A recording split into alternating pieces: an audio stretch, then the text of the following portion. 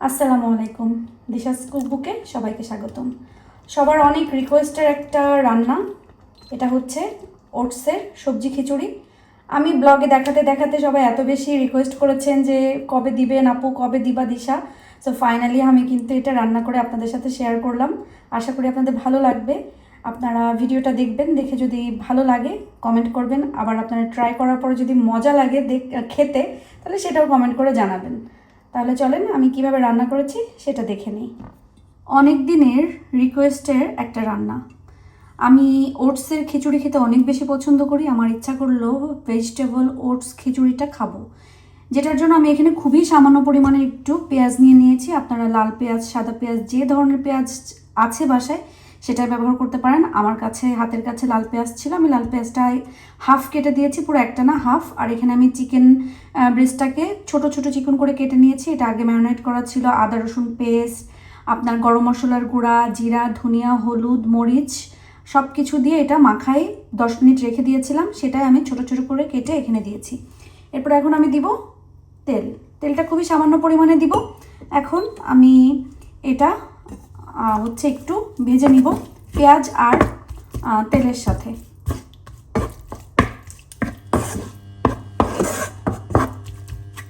এটা খেতে কিন্তু অনেক বেশি মজা লাগে। আমার ভিডিওতে যারা দেখেছেন সবাই বলেন যে কীভাবে এটা আসলে রান্না করার মানে প্রসেস বা রান্না করার ওয়ে অনেক রকম আছে।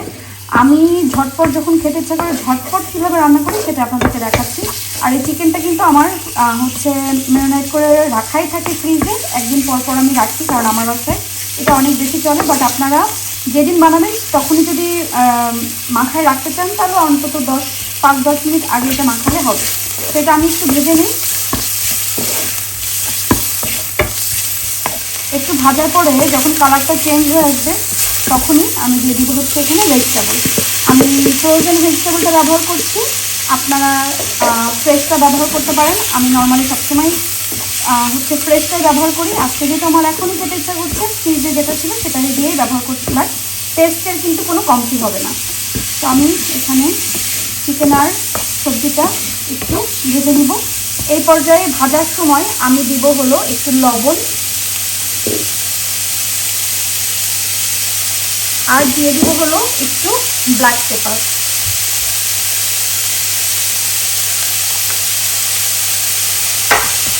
দিয়ে ভালো করে মিক্স করবো। একদম ঝটপট চট জলদি ডায়েটের জন্য ওটস করি। আচ্ছা, এখানে আমি হচ্ছে মোটা চালের ভাত যেটা আছে, ব্রাউন রাইস বলেন, মোটা চালের ভাত যেটা, সেটাকে আমি সেদ্ধ করে পানি ফেলে দিয়ে এভাবে ঝরানোতে রেখেছিলাম, কারণ আমি এখানে একটু ভাত অ্যাড করব। আর একেবারে কিন্তু ভাত ছাড়া থাকা ঠিক না, আপনারা একটু হলেও 1 চামচ বা 1 চিমটি হলেও ভাত খেতে হয় প্রতিদিন। আর এখানে আমি এটা হচ্ছে দিচ্ছি ব্রাউন রাইসটা, এই জন্যই দিচ্ছি কারণ এটাতে অত বেশি কার্বস থাকে না, আবার ওটসের টেস্টটাও বাড়ায়। আমি আসলে এক এক সময় এক এক রকম রান্না করি, চাইলে কিন্তু শুধু এটাও খাওয়া যাবে, অনেক বেশি মজা লাগবে।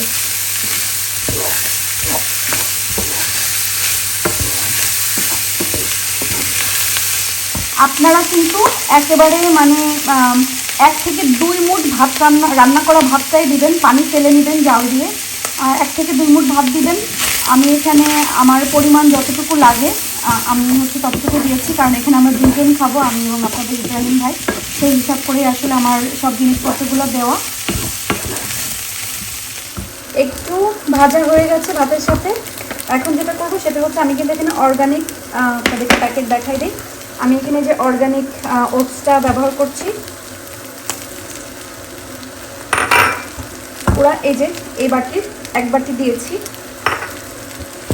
দিয়ে এটার সাথে মিক্স করে আমি ভেজে নিব। খুবই সহজ কিন্তু খেতে অনেক মজা। এটাই এইভাবে রান্না করে আজকে দেখাচ্ছি, অন্য একদিন দেখাবো অন্যভাবে রান্না করে, সেটা খেতেও কিন্তু অনেক মজা। আপনারা ঝটপট যেটা একদম হেলদি ডায়েটের জন্য, সেটা কিন্তু এটা খুবই মজা লাগবে। আবার অন্য যেভাবে আমি রান্না করি প্রত্যেকটাই আমি আপনাদের সাথে ইনশাল্লাহ শেয়ার করব। এটা আমি এইভাবে 2 মিনিট থেকে 3 মিনিট একটু ভেজে নিব। একটু সময় ভাজা শেষ, এখন আমি দিব হচ্ছে পানি। পানি একটু বেশি করে দিতে হবে, কারণ আমি হচ্ছে একদম যেটাকে বলে সফট সবজি খিচুড়ি বা ল্যাটকা খিচুড়ি সেটা চাচ্ছি। সো সেই হিসাবে পানি দিতে হবে। এখন আমি যেটা করব সেটা হচ্ছে এর ভিতরে সামান্য করে মশলা দিব। আমরা নর্মাল খিচুড়ি যেভাবে রান্না করি সেভাবে এটা হবে। শুধু একদম একটা ফ্লেভারের জন্য একটু সামান্য জিরা গুঁড়া দিলাম, সামান্য একটু ধনিয়া, না দিলেও চলে। আমি মরিচের গুঁড়াটা কিছু দেবো না। এখন দিব হচ্ছে আমি হলুদ দিয়ে এটাকে এখন আমি একটু বলক উঠাবো, তারপরে ঢেকে দিব।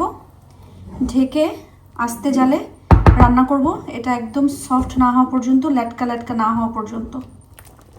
খিচুড়িটা কিন্তু দেখেন অনেকটা মাখো মাখো হয়ে আসছে। আমি আরও একটু মাখো মাখো চাচ্ছি, মানে পানিটা একটু শুকাবে। তবে এই পর্যায়ে আমি লবণটা চেক করব এবং এর ভিতরে কিছু ব্রোকলি দিয়ে দিচ্ছি। ব্রোকলিটা আগে দিলে হতো কি একদম গলে চলে যেত, তখন সবুজ সবুজটা বেশি বের হয়ে যেত। সেই পর্যায়ে দিলে ব্রোকলিগুলো আস্তেও থাকবে আর হচ্ছে বেশি মানে সবুজ সবুজ হয়ে যাবে না, একটা সুন্দর অরেঞ্জ সবুজ সব মিলে একটা কালারটাও সুন্দর। খাবারটা আসলে খেলেই তো হবে না, খাবারের লুকটাও একটু সুন্দর হওয়ার দরকার আছে, না কি বলেন? খাবার সুন্দর হলে দেখতে সুন্দর হলে খেতে কিন্তু এমনিতেই মন যাবে। সো এটা আমি এখন আর ঢাকবো না, এটা না ঢেকে এভাবে আমি নাড়াচাড়া দিয়ে পানিটা আরও একটু টানাই নিব।